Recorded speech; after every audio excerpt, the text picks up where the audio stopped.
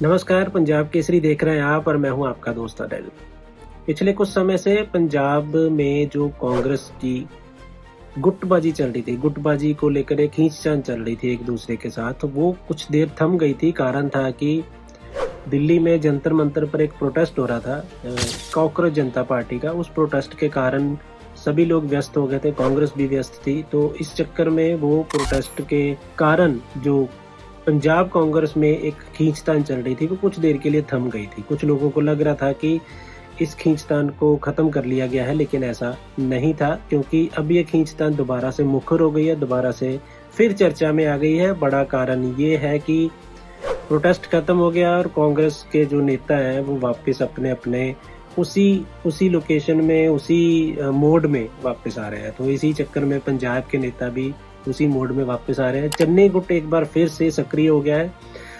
पता लगा है कि चन्नी गुट ने दिल्ली में राहुल गांधी से समय मांगा है, राहुल गांधी कार्यालय की तरफ से। अभी तक चन्नी गुट को समय नहीं दिया गया है।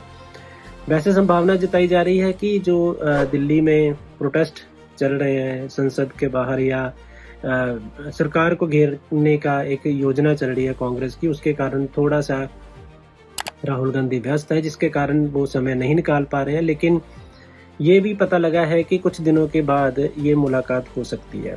उधर ये बात भी पता लगी है कि पंजाब में कांग्रेस बड़े स्तर पर 2-3 रैलीज करने की तैयारी कर रही है। 4 रैलीज का प्लान है। वो रैली सारी राहुल गांधी लीड करेंगे, उन रैलियों में भाग लेंगे।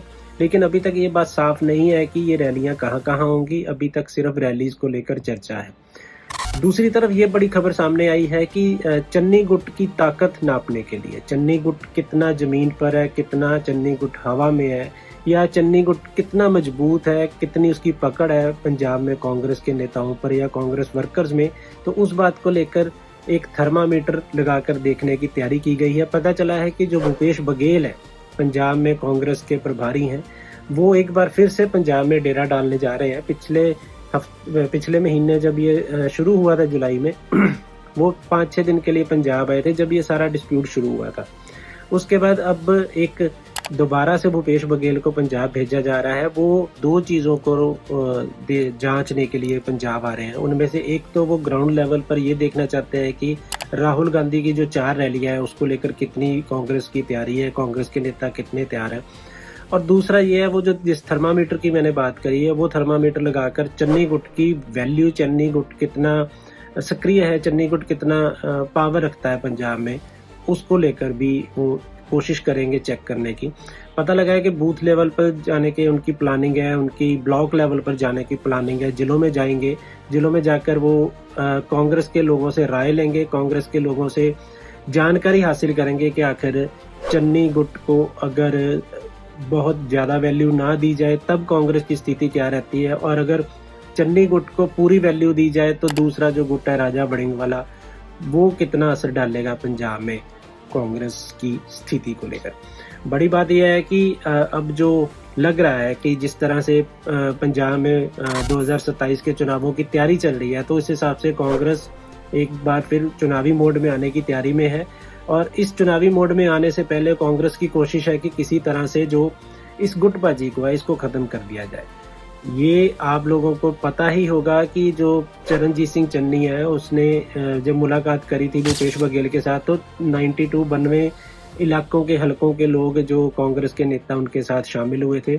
जब राजा वड़िंग ने एक बैठक करी थी उनके साथ, 23 जिलों के जो उनके कांग्रेस के जिला अध्यक्ष थे वो शामिल हुए थे।